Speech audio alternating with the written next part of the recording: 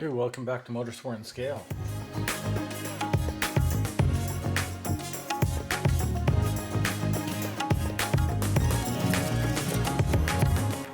Today's episode, we're just going to carry on with the body. I think the last episode we left it off. It had everything, all the bodywork done. Everything's in its first coat of finished primer. I'll probably give this another coat of primer, and that's mainly because I'm going to do the inside. It's going to be aluminum, silver.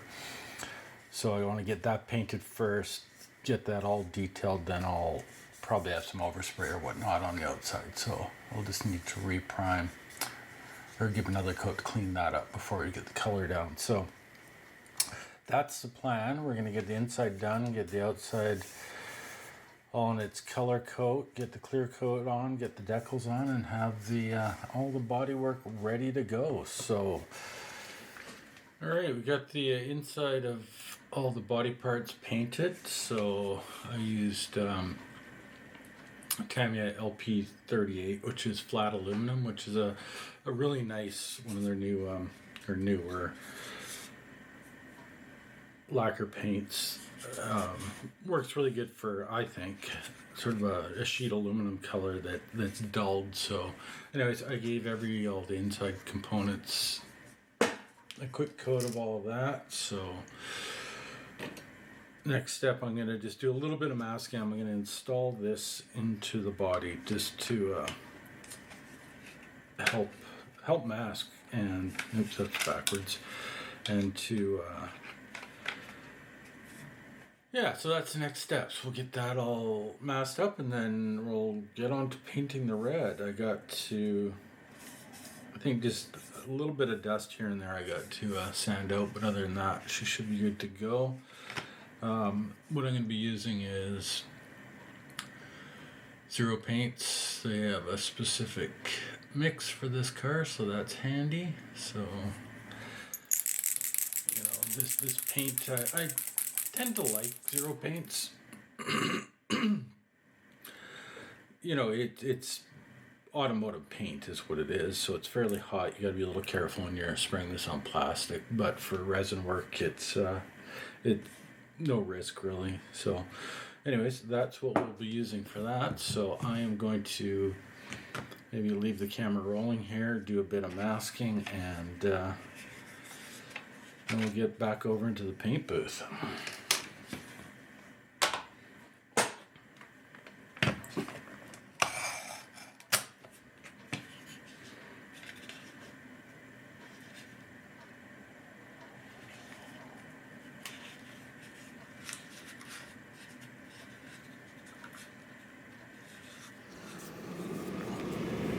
Alright, just getting ready to paint everything. Hopefully you can hear me over the fan noise and the compressor.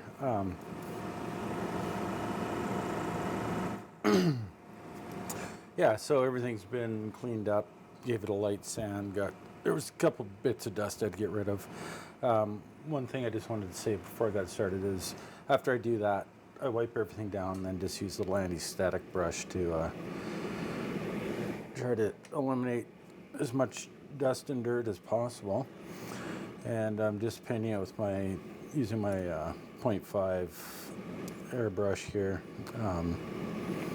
Zero paints, like I say. So I'm just gonna start laying the paint down, not too heavy, fairly light coats. Red's a pain in the ass because it takes quite a bit to build some opacity, and it's no use trying to do that with a couple of heavy coats. It just doesn't work very well. So anyways, I'm just going to let the camera roll and do some painting.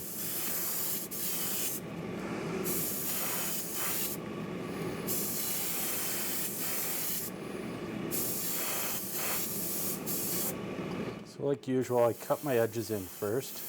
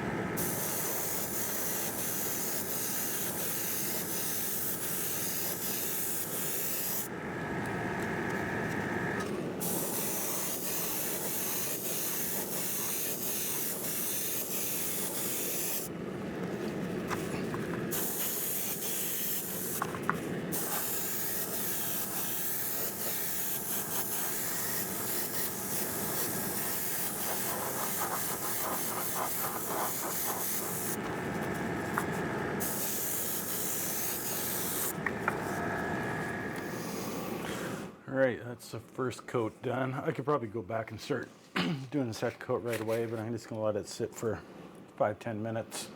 Take a bit of a breather. Come back and do another coat. This paint's actually covering really well. So probably 2, maybe 3 coats. Should probably do it. So, but yeah, so far so good. So I'll carry on and we'll check in. All right, so we've got all the paint down. I think you saw a bit of me painting this. So I ended up, I think, doing 5 coats of the red, and then I went and did about 3. I think I did 3 coats of clear on this. It's semi-gloss clear I put on it. It's I mix the GX100,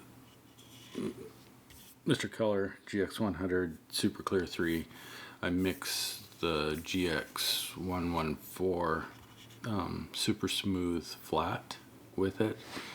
And I think this is about 85% clear of the 100 and about 15% of flat mixed in here to get this sort of semi-gloss finish, which ultimately I don't want this to be a super high shine. There's going to be more clear that's going to go on top of this, but I cleared this because white decals on red paint, oftentimes the red paint bleeds into the white of the decal and turns it pink, so putting a layer of varnish in between tends to help with that.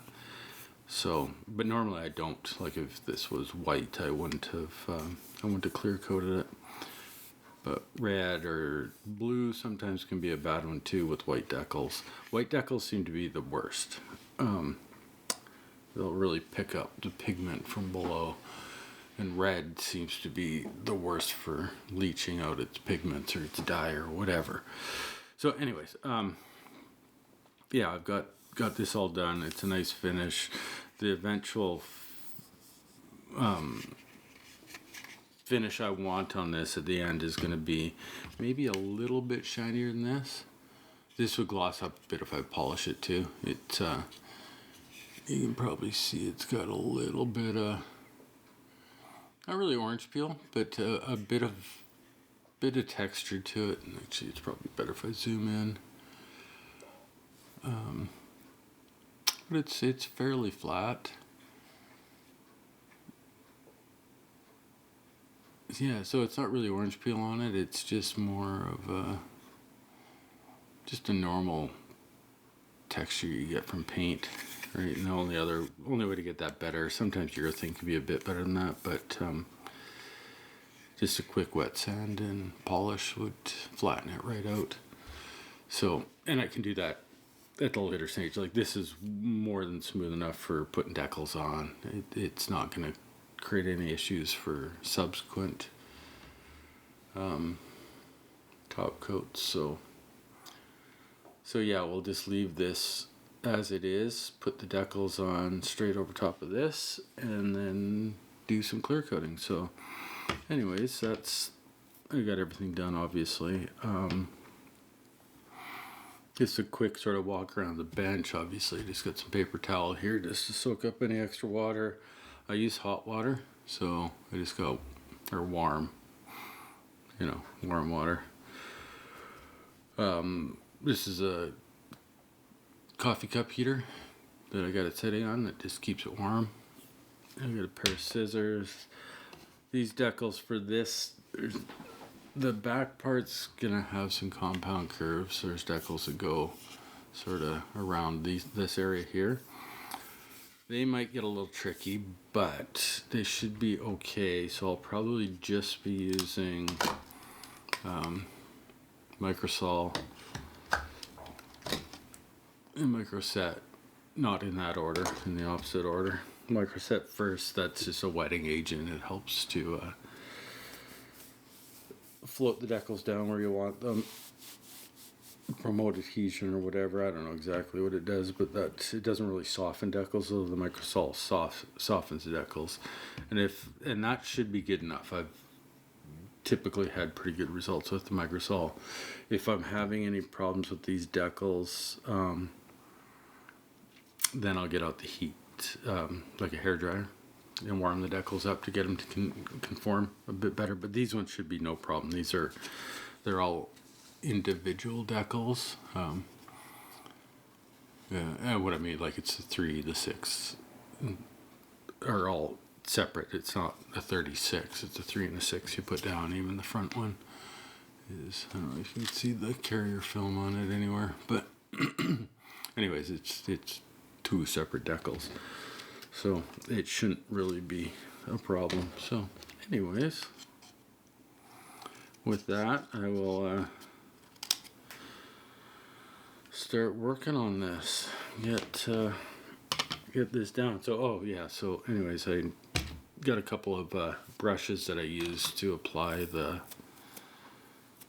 micro set and the micro sol, and I've got cotton buds for rolling them down. I use either the Mr. Hobby or the Tamiya ones. They're really tightly wound cotton swabs, so they don't tend to shed like the drugstore ones. I don't know how people use those. They leave so much lint and they shed fibers all over the place. I don't know how people manage to use those without getting crap in everything, under their decals, whatever, but some people do. So get on them. I picked up these. I haven't used one yet. These are water pens. This is actually a Mr. Hobby one. They had them in the hobby shop when I went in the other day, so I bought them. But you're supposed to be able to fill them up, and then it's a paintbrush, a very soft brush. So I might give this a try for, I don't know, probably the micro set, not the micro sol, but we'll see how it goes. I'm going to just use my normal method here first, and then go from there. So anyways, I'm going to start getting the decals on.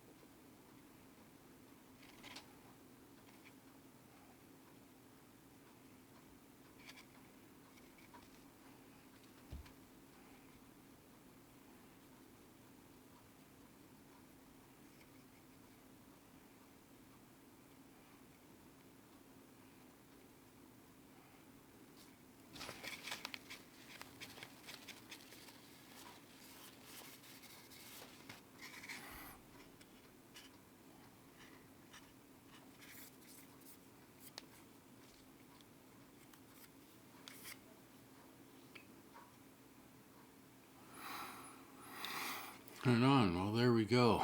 First 2 decals down. Not too many decals on this kit, which is nice for a change. Yeah, what do you got? 1, 2, 3, 4, 5, 6, 7, 8. 8 main decals on like the instruments and stuff like that. So not too bad at all.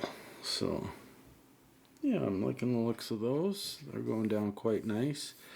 I'm thinking I'll probably not need to use maybe just a little bit of microset or microsol on the rear part around the compound curves, but maybe not. Like these just went down beautifully. So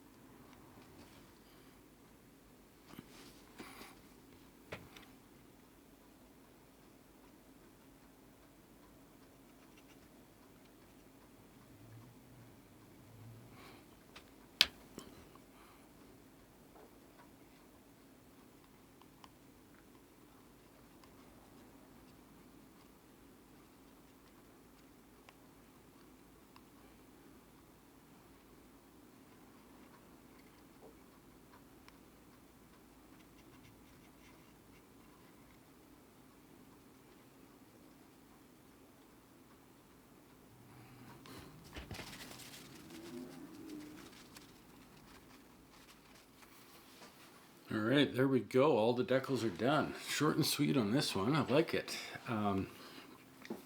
No real drama or issues at all.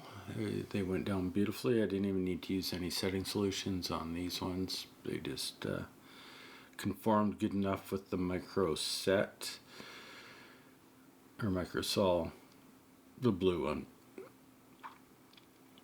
Yeah, so didn't need to use anything else there. Decals behaved really nice. They went down beautifully, and I will leave those dry for probably a week. It's Saturday today, so I'll leave it till next Saturday. And I'll probably start doing the clear coating next Saturday. So that'll give the decals a good opportunity to completely dry out. No chance of moisture or anything trapped under them. That's what I typically like to do is between paint, decals, and paint, I like to give it some time. It probably doesn't need as much time, but I'd rather not have any problems. So if it helps eliminate those problems, then I don't mind. Like this has been about a week, maybe a little less, 5 days since I did the clear coat on this. So yeah, another 5 days, 7 days, whatever, until I clear coat over top of these. So anyways, it'll be about a week for me, and it'll be less than a second for you. So we'll see you in a bit, and we'll get into the clear coat. All right, gonna get some clear coat going on this. So what I'm using is, again, GX100. This time I've got a 90% gloss with 10% GX114 flat clear. So give it a bit of luster, but just knock down the shine a little bit more, hopefully to give it that kind of vintage look. So, and bit of a change to cameras and settings and whatnot. So hopefully there'll be a bit of a continuity change, but hopefully it looks okay. Hopefully it looks better.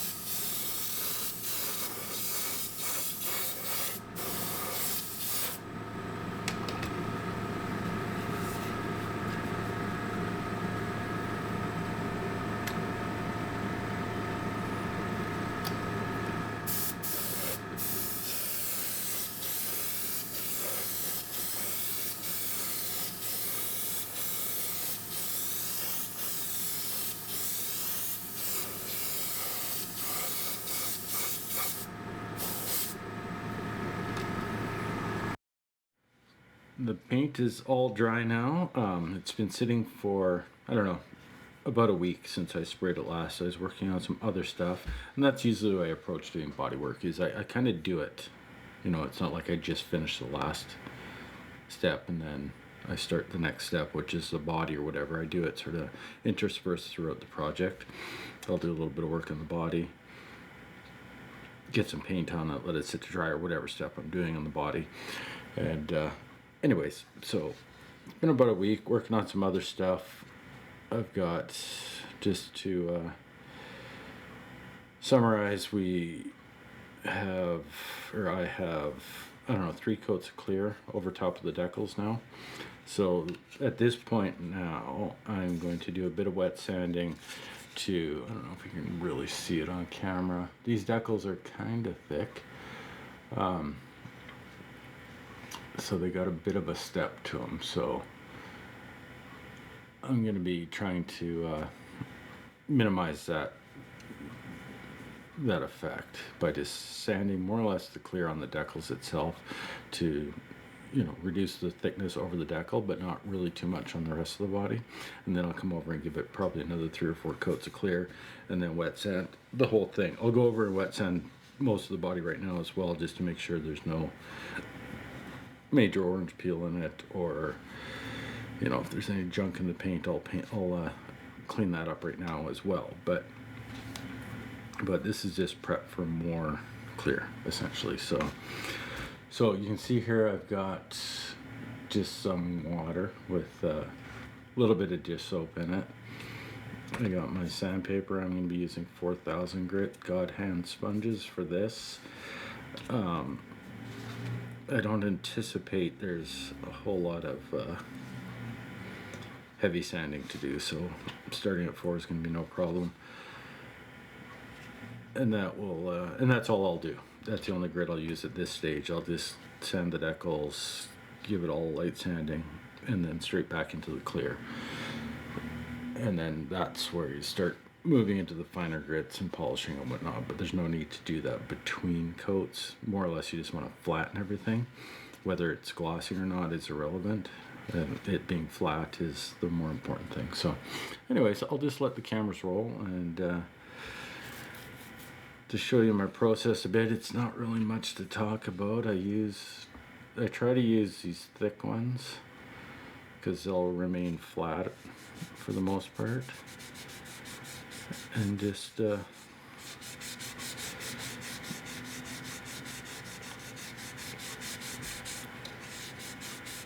start sanding over the decals.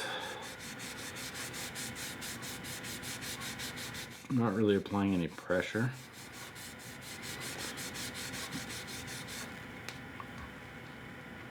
Just clean that off once in a while. I wipe it down just to inspect. You can see where it's sanded. You can see that now. You can see the step pretty clearly. So I'm just going to keep sanding, being careful, checking my work off, and obviously don't want to break through the clear coat layer and start sanding the decal. That would not be good. I just want to keep an eye on that. It's easy to tell on paint, especially paint that's not white like this red. It'd be pretty easy to tell when you break through, because the sanding slurry that you're creating will turn to red, right? So it's pretty easy to see and stop at that point. It's not the end of the world. You just need to not continue sanding and get some more clear coat on it. And same with the decals. It's harder to tell when you burn through, but you can still tell by just keeping an eye on it. But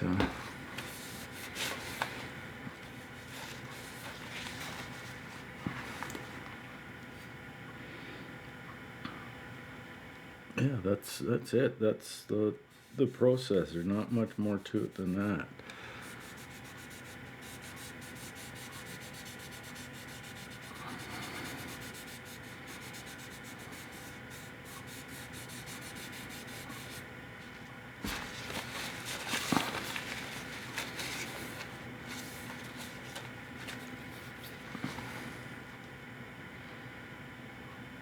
You can probably see here, I don't know if you can see that, maybe not. You know, the glossy part there, that's where the sandpaper's obviously not touched it yet. That's my step. So there's a bit of a depression there and it's feathering it out. So it is getting narrower. So I'm getting close to more or less getting rid of the step. And I might not be able to fully get rid of the step at this stage because there might not be enough clear material thickness of clear paint to do that. So that's not necessarily my goal. My goal is to get it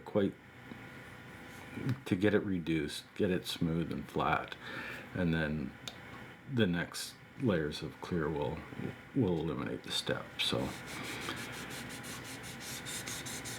it's a bit of a balancing act to figure out how much you need to do. You just sort of judge it on every particular project, see how it's going. But it's more or less just being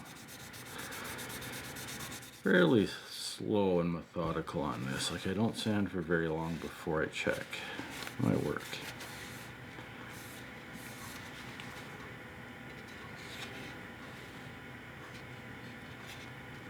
It's getting close in a few spots. A few spots it's still a little high. So I'll just sort of concentrate on those spots a little more than the others. Like I say, this isn't the step that I'm totally flattening the paint. I'm going to be looking to get, you know, as smooth and as straight of a surface as possible. That'll come at the end. This one's more about sort of blending in the decals. So it's not quite as critical. It's still critical. You don't want to create a bunch of waves in your paint because that will that'll pick up when you're on your final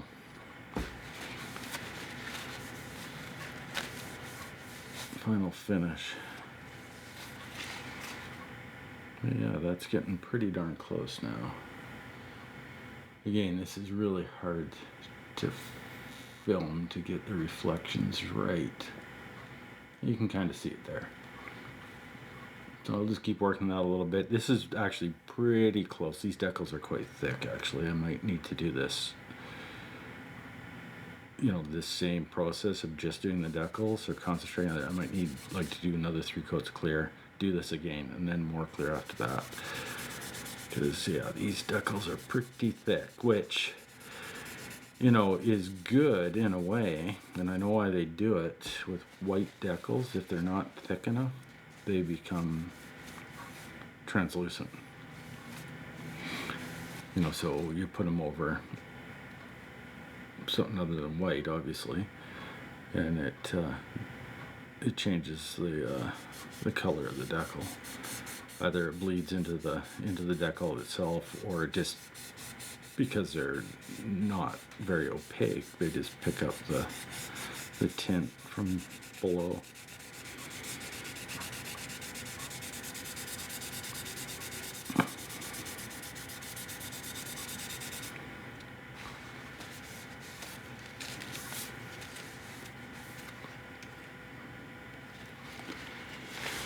So yeah, I'm just going to carry on with that, and we'll check in with you in a bit when I've got it all done. I got, you know, luckily there's only decals on that one. There's one on the nose, and then the tail, well, you saw all that there. Nothing else has decals on it, so those are the only ones I really need to worry about now, except for just going over it and making sure there's getting rid of any junk. So this step shouldn't take too long, but anyways, I'll check in when I got that all done and show you the result. All right, so I got this part all sanded. I just wanted to turn the camera on to I don't think I explained very well some of the things that I was doing. So with the soapy water, I put the soap in there to help you know, carry away the particulate matter that you're creating, you know, in the slurry, and it turns it more into a slurry than just straight water would, which helps reduce the possibility of creating scratches from the slurry. and then you can clean it off easy with the cloth. So that's the other thing I do, right? Like I sand for a bit and I wipe it off, and that's to get rid of the slurry that you've created. And it's also to check, you know, my progress, to see how I'm doing. I'm making sure I'm not sanding through, looking for high spots, well, low spots really, not high spots. Your high spots will turn dull, and then your low spots will still be shiny. So that's checking your progress, and you know, doing that fairly often, cleaning it off, looking at it, and you need to kind of hold it in the light so that it's you get that reflection, and then you can see your progress. It's kind of hard to see it on the camera, but you can see it. Yeah, so I just keep, you know, go quite slow or methodical, stopping quite often. Like, I'm not giving her over the surface. You're just going to burn through the paint really quickly if you do that. You know, a little bit of, you kind of get it. It's experience based too, right? Like, the more you do this, the more you kind of figure out how much you can sand, you know, and how it feels. Kind of determines how much more you have to go. Like, you know, when the surface is rough, although this obviously isn't rough, but sort of from the perspective of the paint itself, it is rough.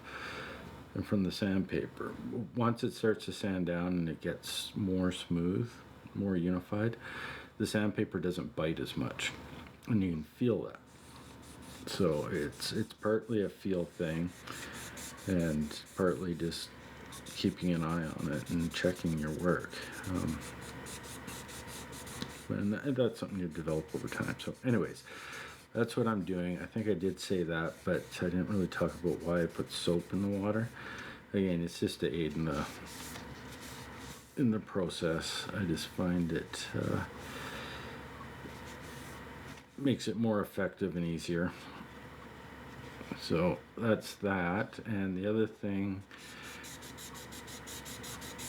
is the paper towels I'm using. So I'm not using like kitchen generic paper towels. I don't use those hardly at all for modeling because they are full of lint.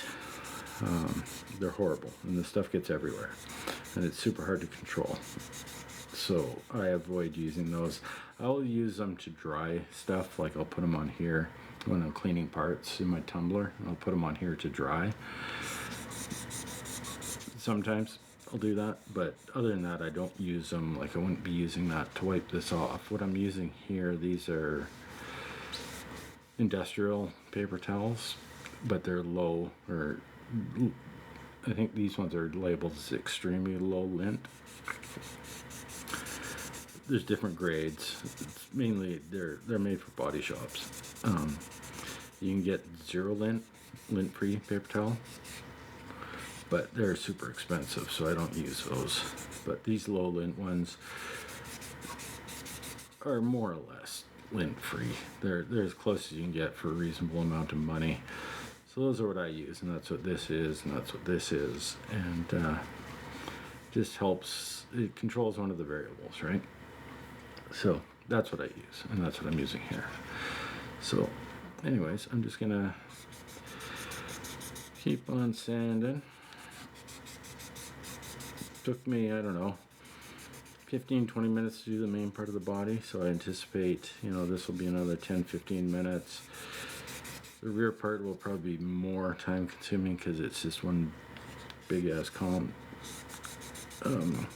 curve.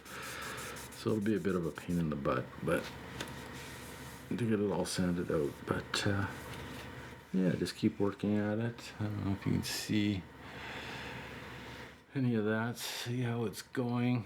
Obviously, it's all sort of turned a nice uniform dull color. So I've flattened everything out. There's still a bit of a outline of the decal itself, the step. Again, I think I talked about that before. I'll probably leave that, and you know, a bit more clear we'll even that out. Although these decals, like I say, they are quite thick, so it might need a couple rounds of this to get rid of that. Or depending on how it's going, I might not completely eliminate it.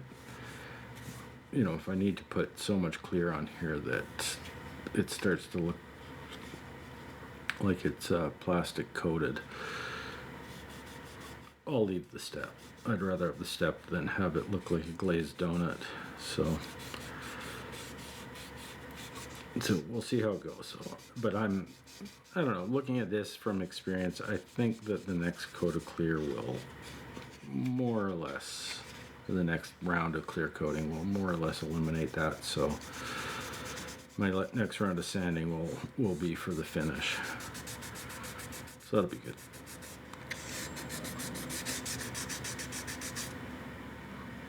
And as you can see, I've switched over to a very much thinner one to get into these compound curves.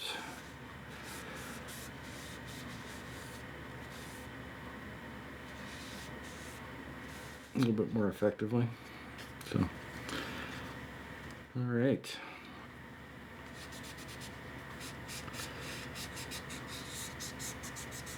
I think that's about it for what I had to tell you. I'm going to carry on doing this, and I will check in. I don't know, I'll probably get this all sanded, and then I'll go throw another, 4 good coats of clear on it, and then we'll check back in on the final wet sand and polish stage. So I will see you then. Are back. I think last time we checked in, we just finished doing a bunch of wet sanding to get the decals leveled off. So now I've gone and given its final clear coat on it. So we went and did another, I don't know, I think I did about 5 coats of clear in total. The last one is typically thinned down twice as much as the ones before that. So what I've used to clear coat this is a mix of Mr. Hobby GX100, which is a super clear, and GX114, which is flat, super smooth flat clear. So I've got, it's a 90% mix, so 90% clear gloss and 10% flat, and that's just to knock down the luster just a little bit, to give it more of a period correct look for 1955 enamel paint, single stage paint. So that's what I do. It works pretty well. And I thin that 1.5 parts thinner, in this case Mr. Leveling Thinner, to 1 part paint or clear. So then the last coat, I just cut that again by half, so half of that mixture, and then half again of Mr. Leveling Thinner, and give it a wet coat of that, and that just helps everything level out really nicely. And because we'd already flattened everything out and got rid of all the orange peel prior to that, it ends up with a pretty good surface that doesn't really need much more to flatten it. So, which means that I probably only need to sand it with 5,000 grit. In this case, that's what I'm going to use is Trizac, 3M Trizac 5,000, and that's probably the only sanding I'll need to do, and then I can just go straight into the cutting compounds. So anyways, that's sort of the next step. This round of sanding is just like the other ones that I showed you, so I'm not gonna show any of this sanding because it's just exactly the same. A little bit of soap in the water. I got my sandpaper. This little chunk will do this whole body no problem, and then I got another little bit on a on a bit of a sponge here to sort of get some of the tight areas. Yeah, and that's it. So I'm going to go ahead and get this sanded down, and then I'll check in when I got the wet sanding done, and then we'll move into the polishing stages. All right, so I got everything wet sanded. yeah, a little bit of junk I had to get rid of, but all in all, pretty good. So all the parts are wet sanded, so now I'm going to start polishing. So I use rotary tool, some sponges. I either use this little guy here for a smaller one, or I got my Proxon with a bit bigger one. Currently I'm using the Tamiya polishing compounds. So they got it's a 3-step system. Sorry, that's not really in view here, but so coarse, fine, and finish. So, and I use them all. So start off with the coarse on. This is there's actually a stiffer sponge than this one. I don't really like it. I got it here. I find it a little bit too stiff for polishing paint on models. If you're doing a car, it's probably fine. But anyway, so I start with the medium sponge and then use the fine one on the fine compound. And on the finished compound, I just do that one by hand. So anyways, I will just show you a little bit of my process here. I'm not going to show me doing the whole thing. It's rather, you see a minute of it, you've seen 10 minutes of it type of thing. So I usually just put a little bit on the sponge, go around the area that I'm going to do. I just do small areas at a time. And then just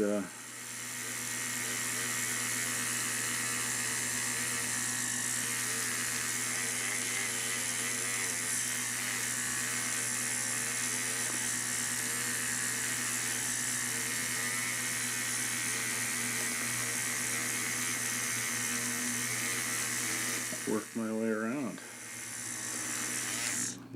Just one thing when you're machine polishing, you don't want to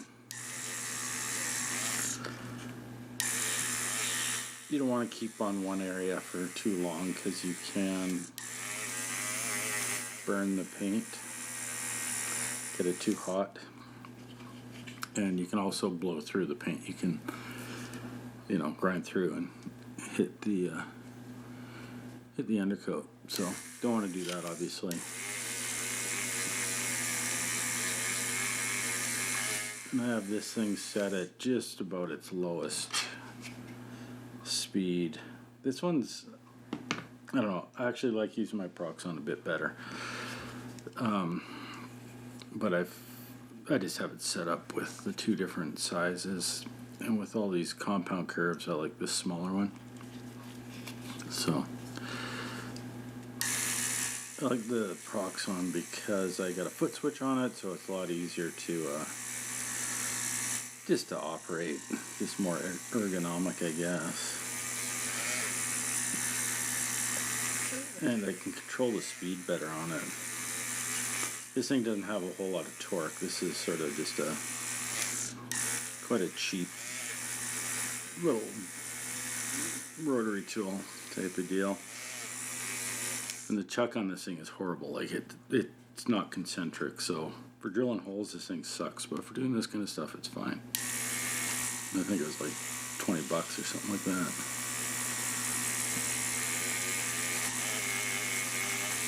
So, anyways, that's about it. So that's all I do, and then I take a soft cloth, wipe it down, check my work, but we should be able to see a bit of a shine coming up. So yeah, I don't know how the camera's picking it up, but it's looking pretty good. Not perfect yet, but you can see here I haven't done this part. It's kind of dull still. Over here has been polished. You can see my lights are getting clear, and it'll get more clear. It'll clear up, get less cloudy as you work through the different compounds. So, anyways, that's the whole process. Like, that's it. Nothing more to it than that. Like I say, when I get to the finish, which is more of a sort of a dehazer, a swirl mark remover. That one I just do by hand with the soft cloth. So I don't think I'll show any of that. I'll just get this all polished, go through the 3 compounds, and then just do a check-in at the end, show you the final result, and then we'll call this episode done. So I'm going to carry on, get this done, and we'll see you. All right, so there we go. I've got everything all polished up. So I went through, did the fine, or the coarse, medium, and fine, or whatever it is. I can't remember the 3 compounds from Tamiya. Went and did all that. I did the first 2 with the machine polishing, and then just go through and do it by hand for this last one. So that's where we're at. Everything is all done. I think it turned out pretty good. It's actually a little shinier than I was kind of aiming for. It's going for a bit of an antique finish, but overall I'm happy. I don't know how this is going to look on camera, if it's going to look a little bright, but in real life it's a bit of a deeper red. Red's a really hard color for digital cameras to resolve. So anyways, in person it looks really good. Don't know quite what it's looking like on camera at the moment, but anyways, there she is. So we're gonna end this episode here. I think this is probably a pretty long one. This still needs a little bit of wiping down, cleaning up, get rid of some of the residue. And so the next episode is going to be just finishing off the details. Obviously got the windshield left to do. There's a couple little rivets and details to put on the body, and then it's assemble. Everything else is done. There's no other painting. So yeah, it's just final assembly, and that's it. So with that, I want to thank you for watching. I hope you've been enjoying this series up till now. Next episode is going to be the finale. And yeah, so with that, I'll say goodbye and take care.